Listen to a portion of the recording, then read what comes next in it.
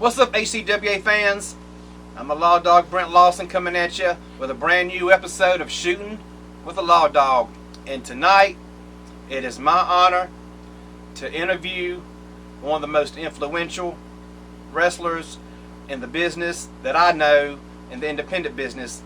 I've followed this person from Rocky Mount, Virginia to the Carolinas, and some of y'all may know her as Foxy Roxy. Some may know some may know her as Broken Roxy or Foxy Roxy. But if you know her, you know she's a hell of a wrestler. So please welcome to the show, Foxy Roxy. How you doing, Roxy? I'm good. Look at all this chrono shit going on out here. No, for real. Don't fall and bust it now. I'm a star, and you gonna put me in this type of chair? What the hell's wrong with you? Not my chair. Sorry, Roxy. Well, I think you need to get on the production or something. Give me a better chair here or something. We got duct tape. You might have to use it. or Gorilla tape. No, not Gorilla Tape. Gorilla Tape's not good. Okay. All right, Roxy. So, how old were you when you knew or decided that you wanted to wrestle? Well, I first started wrestling actual shows when I turned 18. I trained at Boogie's wrestling camp in Charlottesville when I was 17 years old. I never grew up as a wrestling fan. It just kind of fell into it, you know, which is for another day, how that happened. But 18 years old, and here we are in 2020, and I'm still doing it. I love it. It's my passion. And if you're not doing it, you get withdrawals. And I'm going to tell you what, I've got some serious withdrawals, man. I've been seeing some of your videos. Yep, you've been having the withdrawals. Oh, God. Devin yes. Graves told me when he helped me get into the business, commentating, that once you get bit by the bug, that bite don't go away. It don't never heal up. No, it does not. You're stuck. So, who were your favorite wrestlers growing up? You said you really didn't watch it growing up, but did you have any favorites when you started thinking about getting into the business? My family, all of my family are wrestling fans. I can tell you what their favorites were. I really didn't have favorites until after I got older. Some of the people that my family grew up on was like Bret Hart, Shawn Michaels, Greg Valentine, Hulk Hogan, Ric Flair, the Nature Boy, people like that. My family was really into. Some of my people that I actually enjoyed watching back in the day were more like the women wrestlers, like Desiree Peterson, Vicky Otis, Wendy Richter, Chyna, people like that are Okay. people that I actually enjoyed. Despina Montagas. Did you watch Glow? Yes, I still watch that today. Farmer's Even the Daughter. new version. Farmer's Daughter and Bambi. Lord have mercy. Oh yes. That's a show for another day, guys. Yeah, we'll get into the Glow. Gorgeous ladies in wrestling. Oh, who was the Russian with the short blonde hair? I'll never forget seeing them because they was doing the little Olympics they did every year. They was in a pool, and she had a wardrobe malfunction. I will never forget that. Never forget that. And they didn't edit it out. I don't know why.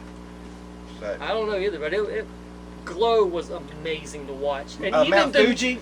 Mount Fuji. Even the new stuff that they did on Netflix is amazing. I'm hooked on that. Okay. So, who were some of your influences once you did realize this is what you wanted to do?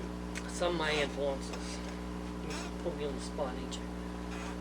Some of my influences were probably, would have to say Mike Whittle, because he's the one who brought me into ACW. I'd say Colonel Spud Wade, Scotty Blaze. They were some of the more people that I really got. Rolling Thunder. Yeah, Rolling Thunder. Rolling Thunder was kind of an influence on me. What I didn't learn at Boogie's, I learned at ACW. And I think all but training at Boogie's and training with ACW, I feel that it made me a better wrestler in the long run. How did you get into the business? You really want to know, don't you? I want to know. All right. I'll tell you. I was dating this girl a while back, and she kept cheating on me. And she told me, I'm sorry, Roxy. Trust me, it wasn't a loss. Trust me, people that know me know the story. Know there's no spilled milk there. I ain't missed nothing. She was cheating on me, and she told me that she had been cheating on me with a wrestler. So I was like, okay, where's this guy train at? She told me. I was like, okay, so I made a special trip up there to see if he was up there. Because I wanted to see what he was doing that I wasn't doing that made him better than me.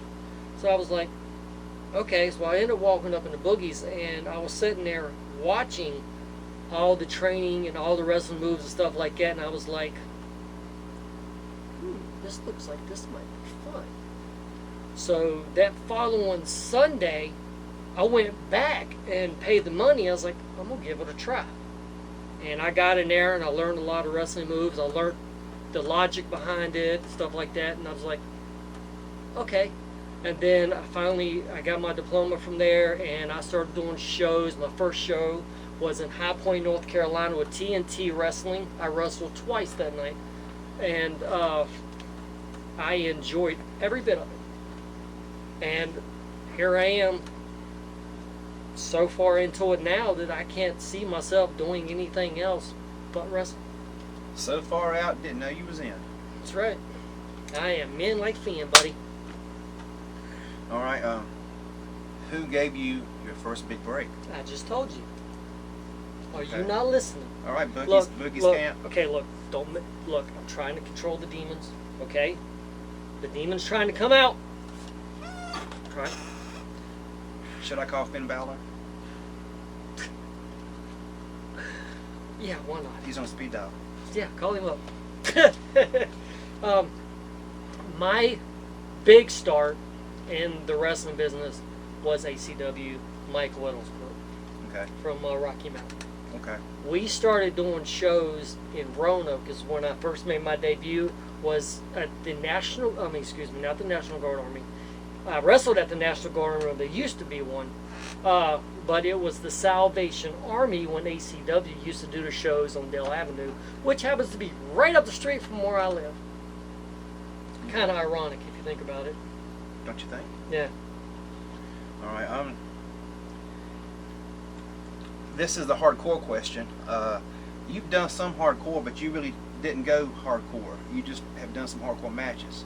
I'm not really Do you into prefer- the whole hardcore thing. I mean, I do it if it's Okay. required, like if I'm trying to tell a story. If it's required to carry the story on a little bit, then I'll do it. Because I'm not the type of person that likes to bleed. You and Justin Zane had a hell of a match, the Zane's House of Fun match. Oh, it was a lot of fun. Was that your idea, his idea? I'm assuming it was his idea. That was his idea, because he's the one that came up with the name of it. Right, okay. Remember, I used to come up with the Purge. Right, all right, I remember. That's when I took out Dawkins Siege and Damian Diamond, when I got the fuck beat out of me when I lost that Carolina Carolina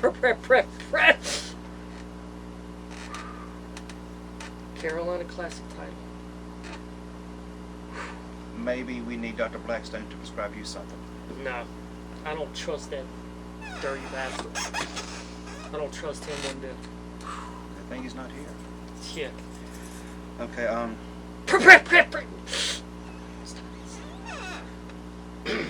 Can we please get away from the Carolina Classic? It's a very sensitive subject for me. okay. Who are you looking forward to working with or wrestling with that you have not yet? I know Ash is on your mind because you want your Precious back, but Yes. who do you want to wrestle that you have not wrestled yet? Raven Havoc. Okay. All right. What are your future goals And in the wrestling business? Wild Thing. Okay. All right. Wild Thing, Raven Havoc, you listening? Roxy's got your number. What are your future plans or goals in the wrestling business? I've pressed a lot of my goals.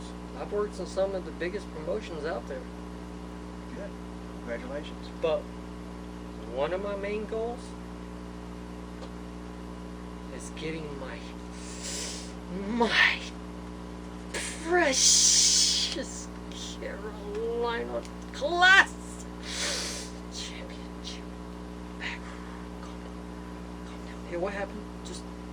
That means going through the technical artist Robert Ash and I probably will destroy him the rest of the Santana stable. if I have to. And so be it. Did you ever leave the business while you've been doing it? Yes, I left the business Okay, why did you on leave? medical issues. Okay, all right, and then A number of times. all right, then what made you decide to come back once you were out? Once you get bit by the bug, You don't heal up. you don't heal. Okay. All right. Well, that concludes the questions. You have anything else to add, Roxy? Robert Ash, this is for you. You still have that precious Carolina Classic Championship, and it belongs to me. You've been dodging me for a while now. There's nobody to stop me now. The Broken Dolls, they're gone. They're not here anymore. So I don't have to be all friendly. I don't have to be all generous. It's time. It's time for torture. And I hope when ACW starts back up, ACWA, I don't care which promotion it is, I will chase you until I get my title. That's a warning. And if I gotta go through Santana's group to do it, so be it. I've got a list. It's a very long list.